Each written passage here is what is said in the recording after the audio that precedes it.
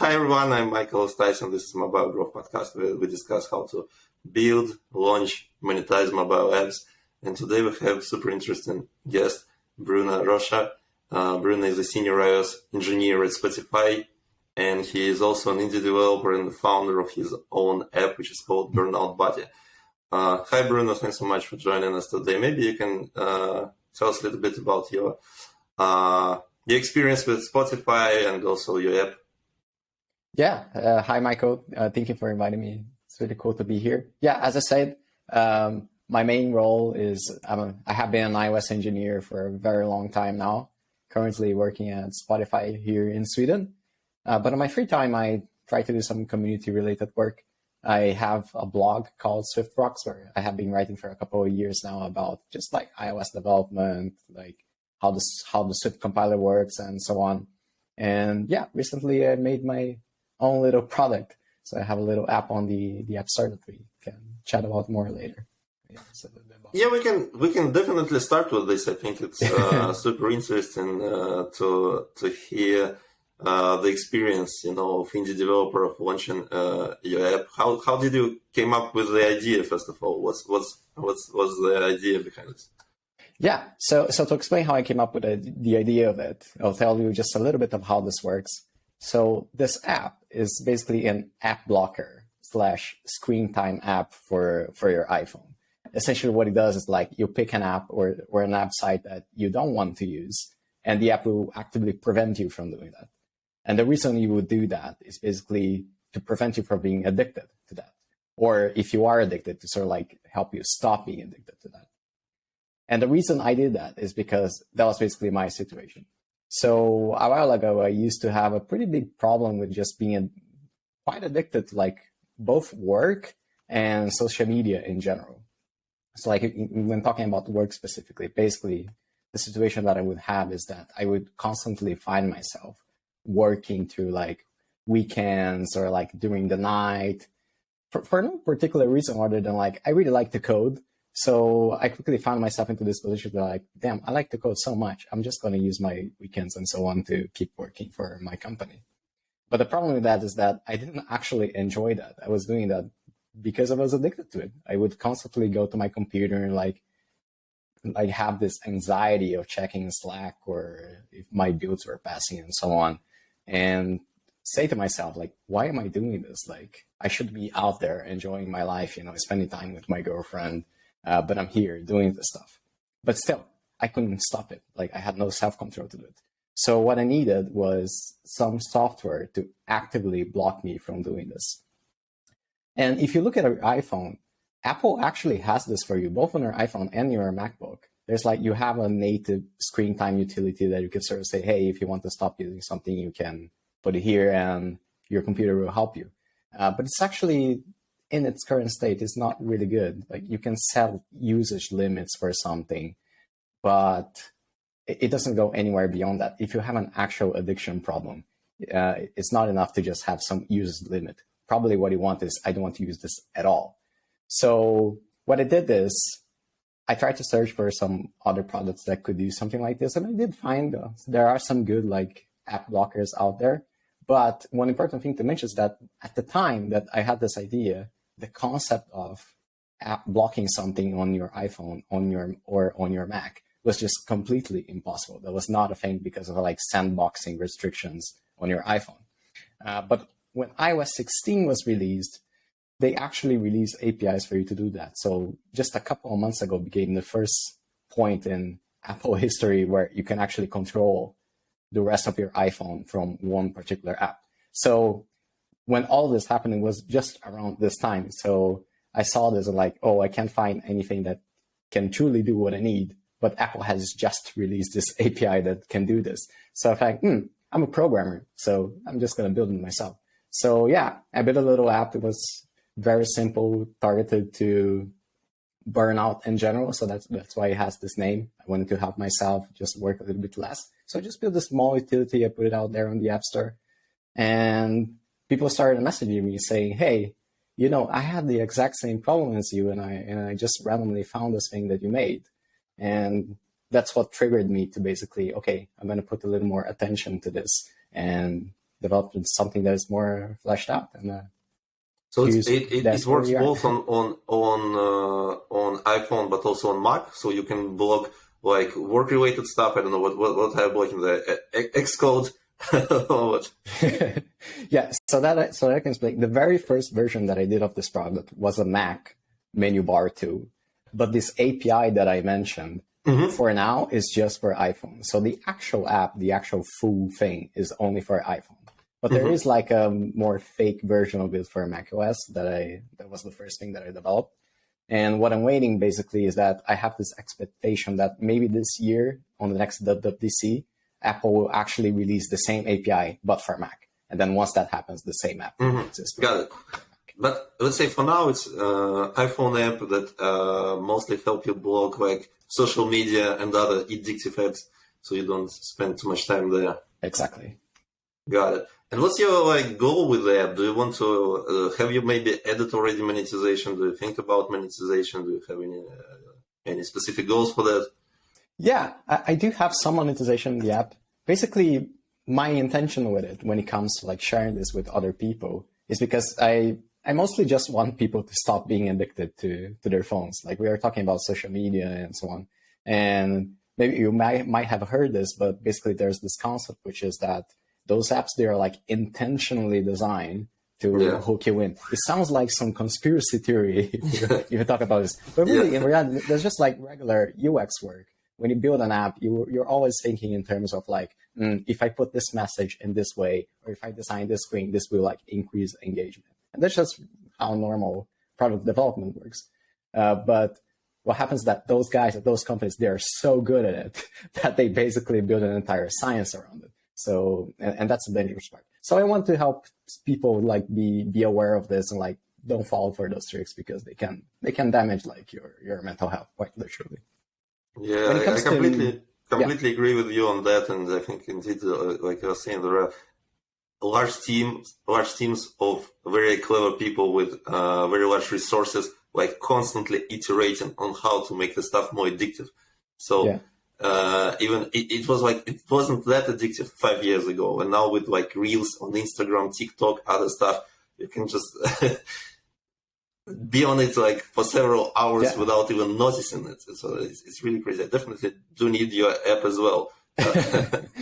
Yeah, I like to say in terms like they discovered how to hack your brain essentially, and they actively do things like that when they build new products, like not just social media, but like modern video games. They use the exact same concepts to sort of like hook you in and like, oh, you can't get out. You have to constantly think about this. And yeah, it helps them make money, but it also damages your life. So there's some trade-off that people. So on the side of monetization, what do you think about monetizing your app? Do you want to grow it?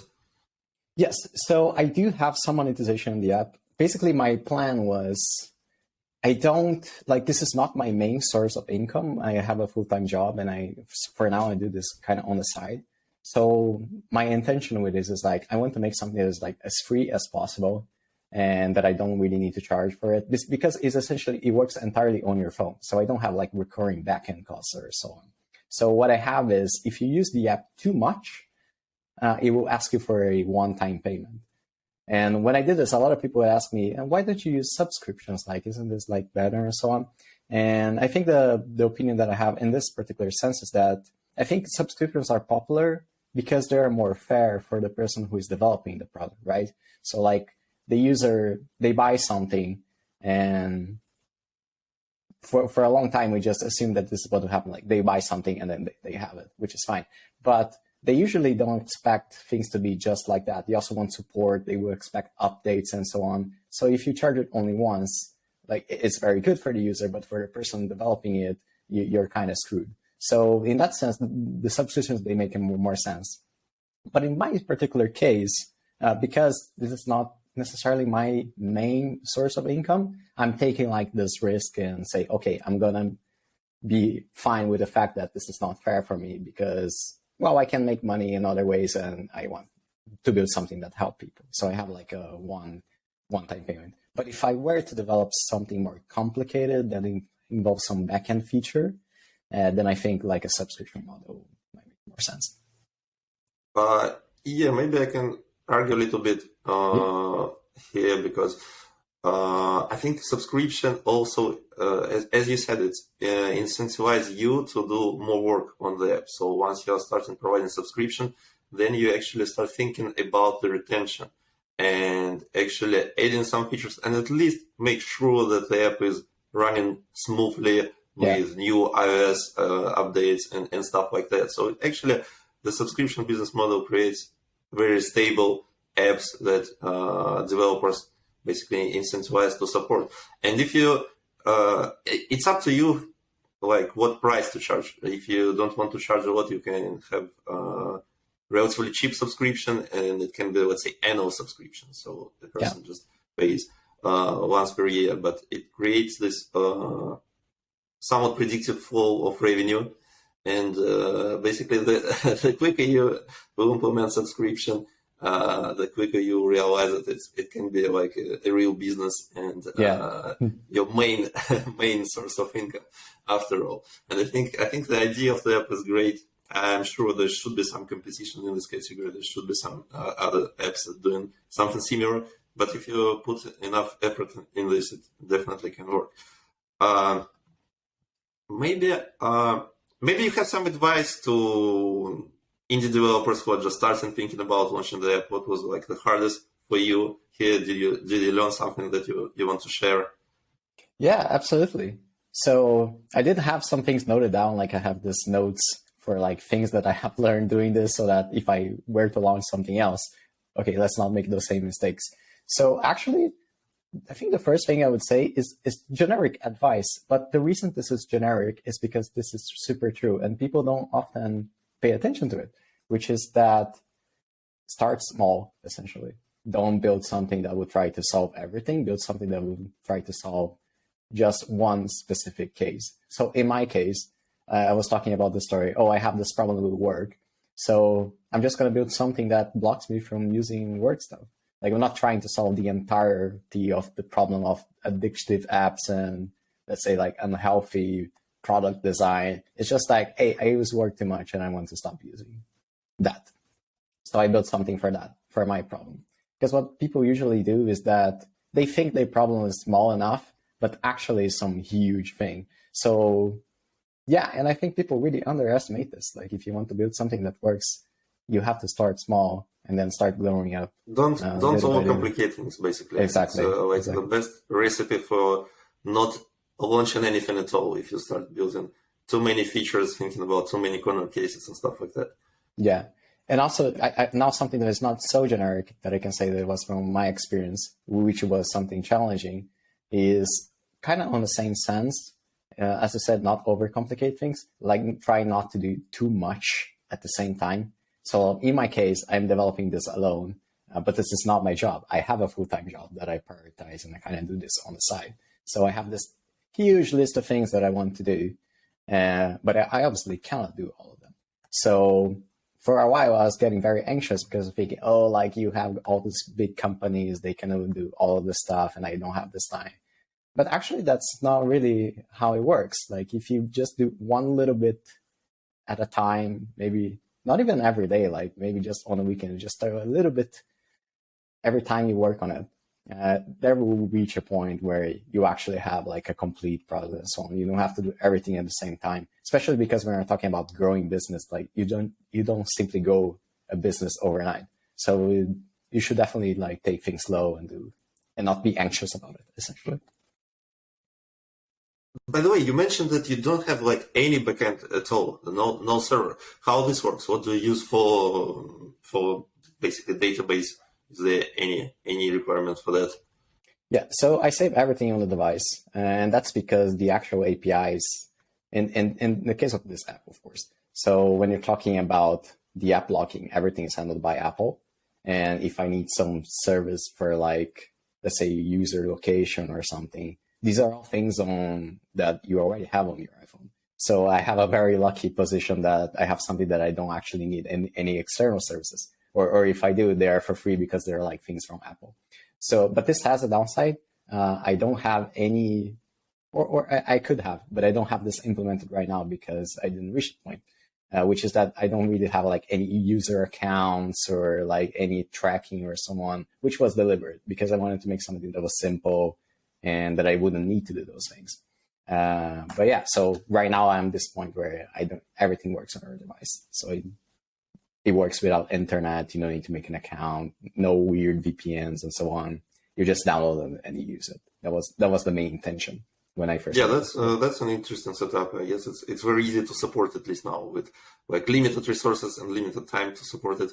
It's much easier to support in this case. Yeah, you could say it's infinitely scalable. Yeah.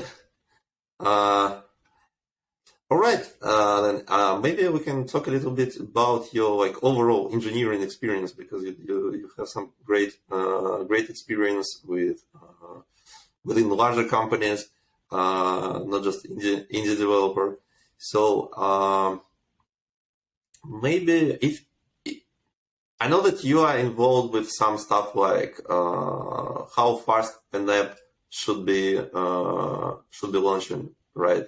And some other important app metrics. Do you have any ideas, any advice, like for experienced engineers, let's say, what should be some metrics around that? How large can an app be when you just download it? How fast it needs to load and stuff like that? Yeah, so I can give some context behind it. Basically, yeah, as I mentioned, my job at Spotify right now is to work with what we basically call quality metrics. So we deal with things like, as I mentioned, like the startup time of the app, how long does it take to download the app? Crashes, of course, the crashes would be the obvious example. And the reason for this is I find to be particularly interesting, which is that let's talk, for example, about app size, how much it takes, not in terms of time, but like the size of the binary that you compile the app and send to the app store. So basically what happens is that if you live in a rich country, then maybe you don't worry too much about this. You may have like a good phone, your internet connection is fast, even if you're like on the street. And yeah, you just have the resources to search for something, you download it, and it works. But I am Brazilian, and when I used to live in Brazil, I had the complete opposite experience. Like nobody has the latest phone. The phone that they have, it has little to no storage, basically, because it's too expensive. You can buy it. And internet is basically extremely slow. So, and what happened is that I believe Google was the first company to realize and prove scientifically that in those markets, when you have this kind of like environment, the size of your app has a direct correlation to the retention of that app. So like the higher the app is, the bigger the app is, the lower you have retention on those countries because of those factors. Like the internet's so slow that, and people don't have the good phones with a lot of storage, that they are actively they can actively reject your app because it's too big. So yeah, Google proved that. And once that happened, other companies, they saw this, and said, let's start to prove that as well. And they say, oh yeah, this is true. So now what you see is that in those large companies, they usually have teams dedicated to taking care of those metrics. So we talk about app size specifically, but startup time is also something very similarly. So like how fast the app it takes for the user to actually see content, that may lead to people to reject your app if it takes too long, because they just look at it and say, I don't have time for this, basically, and they just move on. So yeah, I would say that this is a problem mostly, like if you're a small startup, I wouldn't recommend to spend too much time looking at it, because this has some retention impact, yes, which is extremely important. But this is mostly more relevant if you have a product that has like global marketing. So like you are actively targeting those places where something like this can happen. So like if you're small, you probably don't need to spend too much time into it. But I think it's interesting to know, because if you have like a startup that has a lot of potential, maybe you don't need to actively work towards this, but it's worth it to at least have some awareness that this is going to happen, because once you reach this point and you start having like all this global marketing and active, just targeting these people to get something out of it, and then you're going to start facing those problems. So if you already have a good understanding of like what you're putting into your binary and the performance of your code, you're going to have an advantage when you reach that point. essentially. Yeah, and I think, with the App Store, like the beauty of the App Store is that it's very easy to start distributing your app everywhere in the world. And maybe if you're not doing marketing in Brazil today, you could easily start doing it next week. So it's never too early, I think, to think about this app size and all relevant stuff. And what do you think about app crashes? What should be the metrics around app crashes? I guess some crashes are unavoidable. But what are maybe benchmarks for that, and what are the tools to monitor that? Yeah, so that is interesting. I think that this varies a lot between company and company. Basically, what I have attempted to build, like as part of my job, is that we have some sort of system that can like prioritize issues. Because what we do, if you have a small product, like you don't have a lot of users, you say, "Oh, I have this crash. I'm going to solve this crash." But when you talk about large companies that have like millions and millions and millions of people, if you see a crash that actually has numbers that appear high, it is possible that if you compare those numbers with the actual amount of monthly active users you have, you'll see, okay, this is nothing. Like, yeah, it's a lot of people if you look at it in an absolute sense. But if you compare it to how many people will use the app and don't have that issue, then this is probably not that you don't have to solve it, but if you prioritize it, that will probably be very low in the list. So, but again, this is something that only makes sense when you have a really, really large product with tons of users and so on. Yeah, what can we talk about? Yeah. And any specific tools? And by the way, in general, on using third-party tools, because, for example, I think Firebase, they have Crashlytics, an instrument to work with crashes. And in general, your opinion on using third-party SDKs versus building tools internally? Yeah, so for iOS, I would really recommend using Firebase because I would really like if Apple's native solution for crashes was good. But yeah, I can't say too many good things about it. I mean, it works, but it doesn't do half the things that you need to actually have like a proper like crash platform. So in that sense, Firebase is pretty good. At Spotify, we kind of have our own thing because that's simply how it works. You go to any large company, you start building your own solution that is like geared to your own needs. But yeah, Firebase is pretty good, I would say, for crashes. What Apple's recommendation is you never build your own crash reporting infrastructure. Like you build your own crash analysis tools, essentially. But the actual mechanism to extract the crashes, that's something that you should never build on your own. But Firebase has done it and it has worked. So I think it's a good one to use.